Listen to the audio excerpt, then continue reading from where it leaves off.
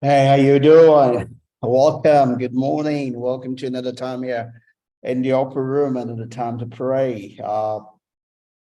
Thanks for coming. Thanks for making it.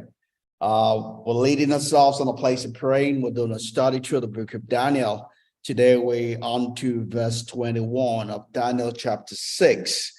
So let's read it. There's a short verse of scripture. My normal self will have jumped past that, go to 21 and 22 together, but I couldn't just pass by it. You're welcome, my sister. So I couldn't jump past 21. So short, meaningless to religious people, but powerful for spiritual people.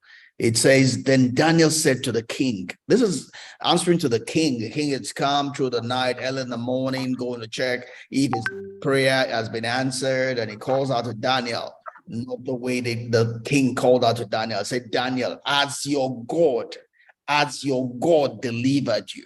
Right? That's what we saw in verse 20. You see, religious people will have been so religious in answering that question. Hallelujah. God is good. God is that. God is blah, blah, blah, blah, blah. Daniel did not lose his cool through the process. There's a protocol to relating with the king. There's a protocol to talking with the king. There's a protocol to answering the king. Even in the midst of a trouble, Daniel did not lose his cool. He did not forget the protocol. Even in the elation of a deliverance that God had worked in his life, he did not feel it was now larger than life to talk to the king as if they are equals. That's a problem with religion. That's a problem with religious people, right? They get so carried away with religion in their head, they lose their manners. They are useless in this world, right? God does not negate. God is the and God, not the all God. Because you are spiritual now, you don't respect people that are older than you. I'm the father. I'm spiritual father. So older people age does not matter. Come and kneel down to me. That's foolishness. That's the way to early death, right? Don't forget the command of God has nothing to do with spiritual fathership, right? But let's continue after praying. Amen. Thanks for praying.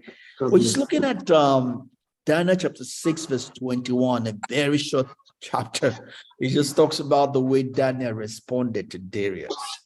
And it's so instructive. Yesterday we talked about Daniel chapter 6, verse 20. Darius called out to Daniel, has your God delivered you? Has your God been able to deliver you from these lions? Right? And this was Daniel's response. It's powerful. I don't know if you see what I see. If I was Daniel, I would have been carried away by the miracle. My answer to Darius would be, "O king, live forever." That was the right response Daniel gave. It was the protocol answer to give to the king, right? But that is not what religious people would do. Religious people will get carried away by the miracle and will put protocol aside. But Daniel excelled because he understood the place of protocol, both in the earthly realm and in the heavenly realm. And God does the same. God respects protocol, right? There is a protocol. Wherever you find yourself, there is a protocol. There's a culture. There is a tradition. And God does not necessarily set it aside, right? That is the place of your conscience, right? Only when that conscience or tradition or culture comes against God, then there's a decision to be made. But where there's no conflict, you need to be careful the way you relate with it, because God can judge you also, right? There's a reason why God says, respect your father and your mother, the first commandment with a promise. The first commandment with a promise from God. And let's not deceive ourselves. He does not say, respect your father and mother in the Lord, because that's where we try to quickly run to. That's not what the Bible says. Whatever is in the New Testament is a copy of the Old Testament, the original. So we go to the original. All it says is, honor your father and mother. And we see Jesus Christ explaining that further. when he gives us an example of when some people set aside the law of God to replace it with the law of man. There's some people have said, oh, that which you are supposed to give to your father, if you give it to the Lord, then you're excused from giving it to your parents. Just says, hey, that's foolishness. So you mean the law of man is now more higher than the law of God? And Jesus Christ is also telling us that one of the ways in which we honor our parents is in what we give to them, by that example he gave. And he said, you can't say because I'm giving it to God, then I will not give my parents. That's foolishness. That's Jesus Christ saying it. Whereas a lot of people on the people that are quick to say spiritual father is higher than physical father. Oh, if you give your spiritual father first, then that's foolishness, not scriptural. It's a doctrine of men. The word of God, the commandment of God. Honor your father and mother. After God, the next one is your physical, biological one, not the spiritual one. If there was no physical one, there can never be a spiritual one. And even that spiritual one, there are question marks around it. That's not what God is talking about. Right? So let's not set aside protocol. We get carried away, get emotional, we get religious, and we set aside things, and then we wonder why we're not getting blessed. Because there are fundamental things that contribute to our blessings. Simple. Honor your father and mother so that you will live long. The blessing is in the obedience, not just from God. The blessing of that promise is in the obedience itself, not just from God. There's one that comes from God. There's one that's in the obedience itself. Because once I honor my father and mother, they came before me. When we get born here, we don't come here with the knowledge of how to live. Our parents are supposed to be the manual given by God to teach us how to live.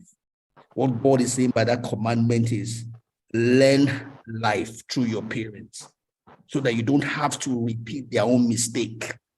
Learn from what they've learned so you can start where they stopped. That in itself is a blessing. Not talk about the one God will bring onto it. Right? And the other things like that. We need to learn to understand, not to be too religious. Let's know God. The letter kill it, but the spirit gives life. Let's understand the law of God. Let's understand who God is so that we can serve him appropriately, so that we don't become the same hindrance to the blessing that we're looking for from him. May God help our heart. May God help us. Amen. The important thing is balance.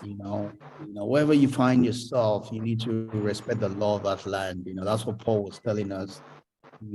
Because God is the one that's put them in authority, whether irrespective of who they are, they're the ones that keep the law within that place.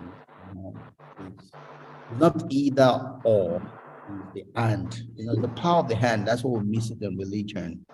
It's not that you should not respect your spiritual heads, but it's not whether you respect your parents or. It's that you respect both of them.